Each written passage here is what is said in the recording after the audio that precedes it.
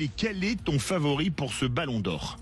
Alors avant de me prononcer sur le favori pour le Ballon d'Or, petit rappel quand même des modalités de vote. C'est 100 journalistes qui représentent les 100 premiers pays au classement FIFA qui vont voter en se basant sur 3 critères. D'abord les performances individuelles, les trophées collectifs et le fair play. Et là depuis quelques jours, quelques semaines, il y a 2 noms qui ressortent avec insistance, Lamine Yamal et Ousmane Dembélé. Et franchement, si on s'en tient aux 3 critères que je viens de donner, je pense qu'il n'y a pas trop de suspense. C'est Ousmane Dembélé qui devrait gagner le Ballon d'Or. Il a tout gagné avec Paris en termes de trophées. Il a gagné la Ligue des Champions, qui est le trophée majeur. Et il est même présent en termes de stats.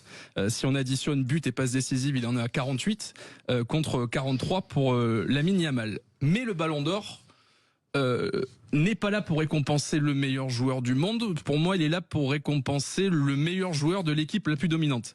Parce que si tu devais donner le Ballon d'Or au meilleur joueur du monde, pour moi, il n'y a aucun débat, ce serait pour Lamine Yamal.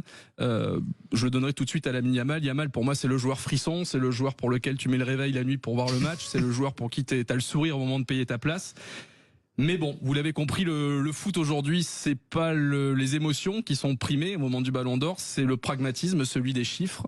Donc j'ai peu de doutes sur le fait que ce soit Ousmane Dembélé. Je m'en réjouis d'ailleurs, c'est un footballeur français, donc au-delà du coup joueur frisson qu'est Yamal, je suis quand même content que ce soit Dembélé qui le gagne. Et on aura la réponse le 22 septembre à Paris pour voir qui est le lauréat de ce fameux Ballon d'Or.